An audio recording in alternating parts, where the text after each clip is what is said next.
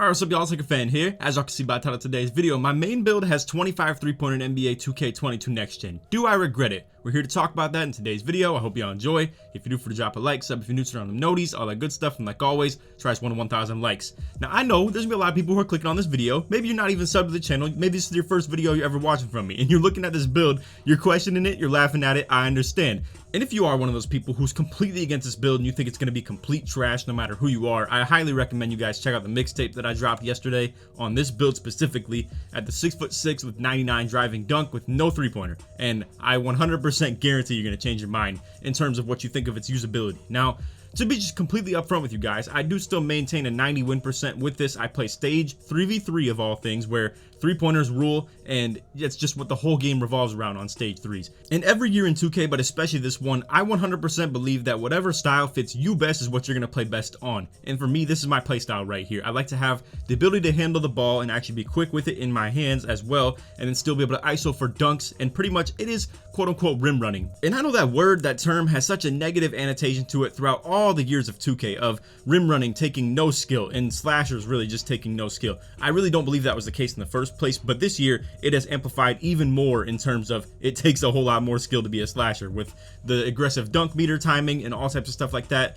the fact that the dunk meter actually has a delay on it that you have to adjust to yourself personally. But either way, long story short, we're here to talk about the build and all the things that I regret about it. Do I regret not having three-pointer on this? We're going to talk about that. So like I said, I hope y'all enjoyed the video, and if you do, feel free to drop a like, sub if you're new, turn on the noties, all that good stuff. So first and foremost, I want to actually talk about the patch that just dropped a couple days ago. So what I was going to do originally with this video is drop it probably 2 or 3 days ago, but fortunately, I waited and we had this update, and the update has a lot of people who put everything into their build for the 99 steal. Really frustrated, and I do understand. I relate to that honestly with you, because truthfully, I don't like the fact that 2K is taking out defensive things in this game and making offense just that much better every single thing that they do with this. And you know, I will say, I don't think defense should literally just be all tied into steals, but steals were masking a lot of the defensive struggles that people were having in this game. And me, myself, only having 86, I had to play real defense in the first place throughout the whole course of the beginning of this game. I obviously have the perimeter defense, so I have the speed to keep up with people. The speed is pretty good at 88 as well, but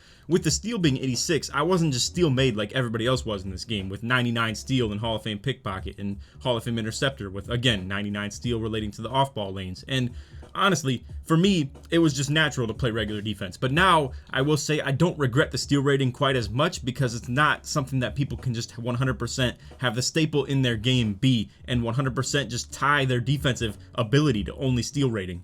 So like I was saying, pre-patch, I was a little bit worried about the steal. I thought that was the one thing I really screwed up on my build with. I wasn't playing the high ability of defense, quote unquote, that other lockdowns were, who were just spamming X and getting the ball to pop loose. Whereas for me, I actually had to play real defense. But post-patch, I'm not really too concerned about it now, because I'm seeing firsthand that people can't really just spam steals and get away with it. So that's something I actually don't regret too much about the build anymore. Now, let's talk about the three-pointer, because that's obviously the title of the video. And truthfully, I'm gonna be with you guys, I don't regret not having the three-pointer. There's a reason I didn't upgrade it, and it's not because I can't time a jump shot. I promise that's not why. But again, for my style, I love to be able to handle the ball. I love to be able to actually move with it and ISO in terms of going for the dunks and stuff like that, and I want to be able to contact dunk. Listen, I'm gonna be real with you guys. The average player does not need 99 driving dunk to be able to do what they want to do on this game. But for me, this is what I have fun doing, this is what I enjoy doing, and that's why I make mixtapes and stuff like that. I love playing this style, and it's something that I think I'm really good at, and I'm something very original with. So anyway, for the regular average player out there, you could literally just have 65 driving dunk and have quick drops off one and call it a day there, and not have anything other than that. And really, you could just deal with the 5 finishing badges. You don't even need standing dunk that high either. You could probably just put it like 60 something and be able to have silver fast twitch, and then just like that, you're good. You can run pick and roll, you could ISO, you can get quick drops off one. It's simple as that. And then with that, you can just put your three-pointer up. Now, even at that, you can see this is why I didn't put three-pointer up, because even with dropping your driving dunk and standing dunk and driving layup so much, all you're able to do is get your three-pointer to 67, and it's just ridiculous, honestly. And that's why I didn't do it. I'd have to take away from pass accuracy, even more things on defense. I'm already sacrificing steal a little bit as well, so that's something that is already tied into the fact that I'm trying to get the three-pointer up.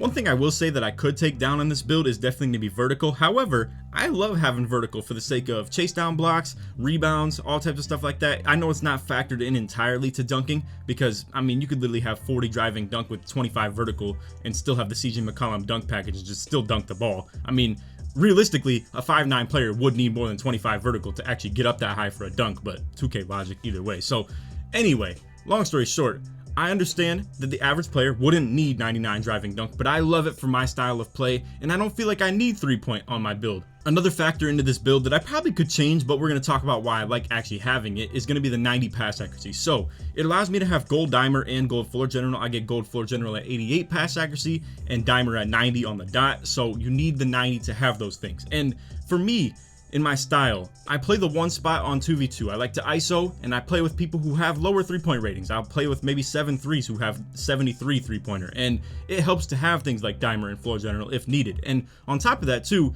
in the situation that I do play 3v3 and I don't need as many playmaking badges, for instance, I don't need hyperdrive super high because it's not something that's going to be relating to my style of play when I'm playing with other good point guards. I'm just running Hall of Fame glue hands, I'm running gold floor general, I'm running gold dimer and bullet passer, and calling it a day right there. And I'm going to be helping all the people on the court with their 3-point ratings and the ball handling for my point guard, and boost their ratings by 3 with the gold floor general, with gold dimer when my point guard hits me on slips or pick and rolls, whatever the case may be, because I'm super fast, and most times when I'm lined up at the 2 spot rather than the 3 because I'm a little bit undersized and playing with another big on my team, I'll be at the lockdown spot, aka the 2, and they just play guard side sometimes and just let me slip all the way through easy, and then the bigs get super antsy to drop off the corner on my big man, and I can dot my big off the corner, and then boom, just like that, the gold dimer and floor general are both just factoring into that, and it's super fire for that sake. So overall, I'm gonna agree with you guys. I don't really regret very much of this build. I know that's what you clicked on the title to see. Maybe you wanted me to regret something with it, but honestly, I don't. One thing I will say that I really do regret though is not having free throw. I didn't anticipate wanting to play Pro-Am with this build, and honestly, I was just like 6'6", why would I ever hit the Pro-Am with this? The idea behind this, for anybody who's new to the channel, is that I'm a pick and roller on offense, and then on defense I guard ball. And what I came to find out is I would have loved to have played that style, and it's what I'm already doing on a 6'8" that I even made as well. And for me to be a little bit smaller would be really cool, where I would have a little bit more speed. I do only have the bronze brick wall, which isn't exactly great in Pro-Am, to be honest with you, and realistically, I probably would struggle a little bit at finishing just because I'm a little bit undersized in terms of all those big bodies in Pro-Am, like multiple 7-footers, 7-3s dropping with like super high block rating and interior defense and all that. But honestly, what you're going to see is it would have been an easy fix. And this is what I think a lot of people screw up on with their builds, is they don't put their free throw high enough, or I just don't see why you wouldn't. And honestly, I'm just mad at myself for not doing so, because literally, watch this. All I have to do is drop my vertical from 97 to 96, and then boom, my free throw will literally be able to go to 70, just like that, off nothing. Literally nothing required other than that. Now, if you go any higher than that, it's going to automatically upgrade your mid-range to go with it. I'm not going to do so because there'd be no sense in me upgrading my mid or 3-pointer, and it's also going to force your close shot to go up. And some people might click on this and you might think that close shot is actually something I would need in my style of play right here. I don't care for it at all. I get constant standing dunks on this build off pick and rolls and stuff like that, and I really have no problem with it. Catching lobs is cake too with 99 driving dunk. I gotta say, I really am kind of happy with this build the more I actually like reassess it and kind of reevaluate it. The only thing that I do regret is not having free throw, and I did, like I said, have regrets of not having steal rating on this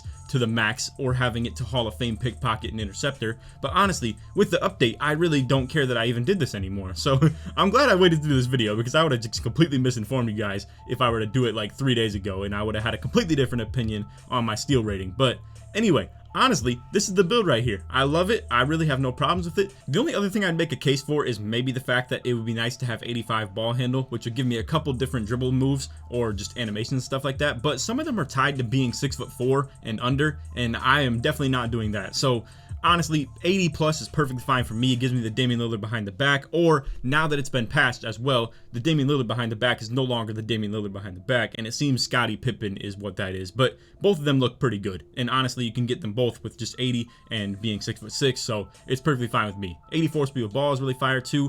For hitting the 80 ball handle, you obviously will get those dribble moves, but anything past that, I can get gold handles for days. I can get gold hyperdrive, and for this style of play right here, gold hyperdrive is really fire. And I gotta say, for the slashers out there, you will love this badge. It is so good for the sake of what I do. One other thing that I would maybe change if I could revise this build a little bit is to put driving layup up a little bit more, and it's not for actual driving layups. I rarely get driving layups on this build, because with the pro stick contact dunk meter, where you just hold down on the stick, you can kind of fire off a contact dunk animation whenever you want, and combine that with limitless takeoff and slithery finisher too, it's really fire. However, you still have to time it, obviously, and you have to set yourself up in a good situation. I guess I kind of take that for granted a little bit, because I understand angles with slashing really well, and I understand how to get to the spot where I can get a contact dunk constantly, like every single time. But what more driving layup would be nice for is things like acrobat, fearless finisher, mouse in the house, that are all tied to your layup ratings or close shot, for some cases, like mouse in the house. But these are all tied to your layup ratings, but things like acrobat also boost the ability to beat defenders with the gathers. So for instance, hop steps, euros, cradles, reverses, obviously you can see, but realistically the one that actually matters to me is the spins. The spin layups, if you guys saw the mixtape, are a staple in my game in this game right here, and it is fire. I love to do it. And for fearless finisher, I do believe this would also benefit contact dunks, but it doesn't say in it that it does. That's my theory though, is that fearless finisher would boost for those. And again, mouse in the house would be really nice as well. For me, who comes in here at the one spot in 2v2, I'm matched up on other guards. Guards are having to guard me, and they're sometimes even 5'9" anymore on the 2v2, because some people are, you know, that's their main guard build, and when they bring it into the twos, I'm not gonna lie, they really struggle to guard me. The contact dunk meter is massive, with people being 5'9" with like 25 into your defense and 25 block, and just having no strength, no vertical, no nothing. I don't think strength matters too much in that regard, but still, I mean, it factors into all of that stuff, and all they have is perimeter defense and steal. So if I had more mouse in the house, that'd be really fire. And in the situation where I'm probably guessing that some of you might be wondering, well, what do you do if the big man switches on to you? I play with other bigs as well when I play that 2v2. So when they put the big on me and they put the guard, because they're gonna have to put the guard somewhere, when they put the guard on my big man, then he just goes to work with post hooks, post fades, and that's uncontestable. So pretty much when I play with another big, it forces them to keep the point guard on me. And you could make the case that's toxic, but it's the way that I function with the game, and that's how it's going to work for me. If they did put a bigger man on me, I'm not going to lie to you guys, I am toast. Like, me trying to drive on people who have 99 block rating and 99 interior defense, it's impossible. I had a clip in the mixtape where I greened a dunk, but the dunk meter is so small when you're going at 7 threes. And for me to play a post score on the 1v1 court, it is the most difficult thing you could ever imagine. To have a build that doesn't have any three-pointer, and you have to go against a 7'3" while you're also extremely undersized on defense and you can't guard him, I promise you it's the hardest thing you could ever do in, I would almost say, in any video game, to be honest with you. I would bet, I told one of my friends when I was playing this, I would bet $1,000 just to earn back 10 if I won the bet, that nobody could ever beat a post scorer, like a good post scorer that's 7'3" with a build like this. And that is the unfortunate side of it. It's not exactly the perfect 1v1 court build. It does function pretty decently for playing against guards or other slashers or other bigs or anything like that. But when you play a post scorer, you're done for. You're toast. I've beat them sometimes, but they have to be kind of lower skill level, and I have to sweat like crazy on defense and really lock in on offense, because that dunk meter, like I said, is extremely small.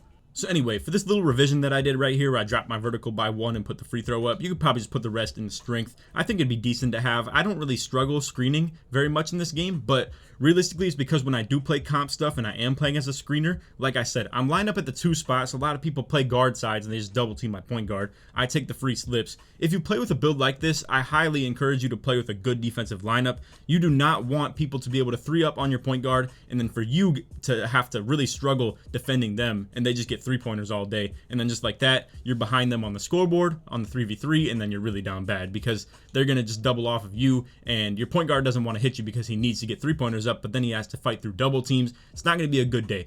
What I'm explaining to you guys is you want to stay ahead on the scoreboard. I might even have a video for this pretty soon of how I manage stuff like that, but you want to stay ahead on the scoreboard. Make sure you don't get down by too much. Make sure your point guard is hitting you when you're open, and just working as a team together and playing with a good defensive lineup. Like I said, you don't want any defensive liabilities when you're playing with a build like this. And also, one thing I do want to mention too, I 100% will tell you guys, this build is not for the people who have to play with randoms, or you don't have a lot of people you play the game with that you know, and on top of that too, you're not playing with many good point guards out there, because realistically, you need to rely on two things: playing with a good point guard and playing with people you know, so that you can set up properly in terms of your lineup. Because what you might run into with this is another big man who can't shoot the ball, and when you end up in a situation like that, if you're playing with randoms, you end up with another big man who can't shoot the ball, you're gonna be really down bad with your lineup. It's gonna be really bad. Like when you have two people on the court who can't shoot and you're playing 3v3 or pro-am on top of that too. If you're playing pro-am with this build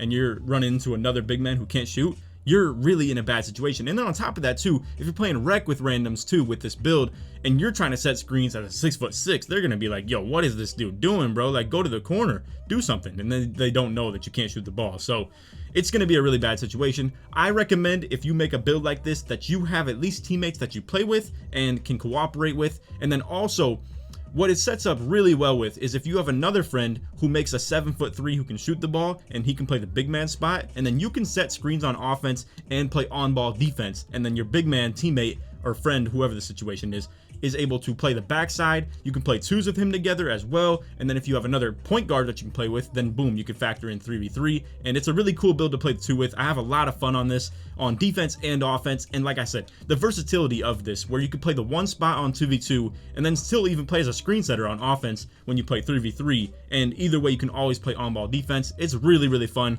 I do highly encourage you guys to make this if, like I said, you fit all those boxes of everything I said in terms of teammates. So last thing, we're going to talk about takeovers here. I have Slasher, Playmaker, Lockdown, and Glass Takeover. Interestingly enough, I only get Silver Rebound Chaser, but that Glass Takeover is really interesting. You guys saw early in the mixtape, if you watched it, I had a lot of clips that I had the Glass Takeover activated. What I was doing on 3v3 is running Glass primary and then Playmaker secondary. However, when I started playing more on-ball defense and I really realized that defense is a little bit underpowered in this game, I wanted to run things like Perimeter Badge Drop when I was trying to go for on-ball steals. And then once I realized that my build isn't good enough at stealing the ball, I ended up running Enhanced Jump Shot Contest. And honestly, none of these lock takeovers are extremely overpowered. I would say if you have good steal rating on this, you maybe want to go with Perimeter Badge Drop. And low-key, what I'm going to do is I'm going to revise the build just a little bit to show you guys what you could do if you wanted at least 96 steal for Hall of Fame Pickpocket, and then you could play with Defensive Leader to boost you to 99 steal from that point. Alright, so honestly, I think it's going to be as simple as this. Just lower your vertical a little bit more and then lower your pass accuracy to 85. You can end up with still the gold bullet passer. Like I said, you will lack having gold dimer and gold floor general, but it's kind of whatever. These can both go to silver anyway, and you'll still be fine in terms of 3v3 or 2v2, whatever the case may be. And you'll be able to get the 96 steal. Like I said, it does unlock the Hall of Fame Pickpocket. You're going to be able to have Defensive Leader boost your steal rating to 99 if you play with somebody like a big man, like I was saying, the 7'3", or whatever the case may be with that. Even your point guards, if they built the right build with like a 5'9" who has like really high perimeter defense, can still have gold Defensive Leader as well. So it's very accessible. So anyway, you're gonna be able to get your ratings boosted to 99 with that gold Defensive Leader, and if that is a threshold, that is a thing. It's kind of a theory in 2K at this point that 99 steal is a threshold that needs to be met for you to be able to steal the ball really well. But either way, if you want to make a build like this that has the higher steal rating, that's pretty much all you're gonna have to do. Just lower the pass accuracy a little bit, lower the vertical, and you're gonna be just money with that. And this is really cool. I think this loadout is pretty good. You don't lose any playmaking badges really. You only lose one for lowering that pass accuracy from 90 to 85, and then you're still gonna be good enough at dunking and good enough at defense to be able to do everything that you want. Alright, now back to takeovers. So what I've been doing on 2v2 for the most part is running finishing moves primary, and then I run team badge boost as my secondary takeover. Now what I will say, maybe, is if you're a very pass first person and maybe you're a good dribbler but you can't exactly finish at the hoop too well, and you want to catch that dude on the 2 spot lacking, where again, bigs are going to be lined up on your teammate at the 2 spot, and they're going to like to drop a lot. They're going to be trying to help their guard out in the paint. And if you want to run team badge boost primary, this is a fire playmaking takeover for 2v2, where your teammate who has maybe like lower shooting ratings and lower badge counts and stuff like that, he only gets certain things on silver, maybe even just bronze on catch and shoot and corner specialist, you're gonna be able to boost all his stuff 1 level on every single pass that you do. And on top of that too, you don't actually have to pass him the ball for this to activate. You could just run with someone else who's comfortable running pick and roll with you. What I think a really fire lineup is that's gonna be really different is what I was planning to do with my boy Cook, who made a 6'8" point forward, but his build is a little bit underpowered in the sense that Silver Unpluckable wasn't very good and steals were super good. But now the steals have been nerfed a little bit, that lineup might be kind of viable, where again, I'll just make the theory for you guys. It would be a 6'8" build that could play the 2 spot, so I could still line up at the 1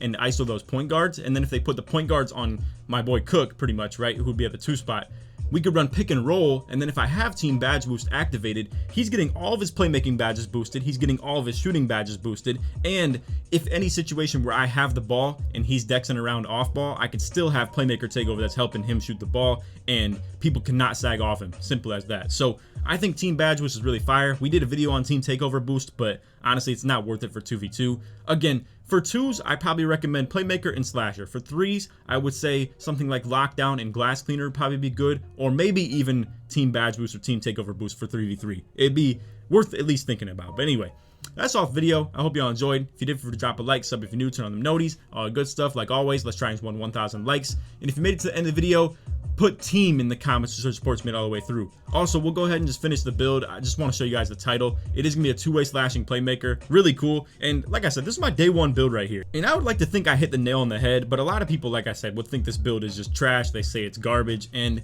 like I said, it depends on your playstyle. It fits me really well. I love what the build does, and it fits pretty much everything I do in this game besides Pro-Am. And the only reason it doesn't fit Pro-Am is because I didn't upgrade my free throw at all. So it is what it is. I'd be a liability on the court if I had 25 3-point free throw. Also, one last thing, the content that I have planned around this next couple of days and also yesterday's video. So we started with the mixtape yesterday. We got the build breakdown today. This is going to be a one-time thing, but every single time I upload a mixtape, I'm going to want to do a 3-part series to it. So I want to drop the mixtape, then do a dribble tutorial, and then also do a mixtape film breakdown, so to say. So I want to let you guys into the mind of a slasher, aka into the mind of me, and I want to break down certain things with the mouse pad and the cursor and stuff like that, and show you guys pretty much what I'm thinking in the moment and how to maybe help you guys also slash as well, because I don't see many slashers out here in this game at all, and I want to see more. So I'm going to be trying to put you guys on to stuff like that and trying to help out the community with that. So anyway, look out for that stuff every time I drop a mixtape. And like I said, feel free to check out the mixtape from yesterday's video. I really am happy with how that went. So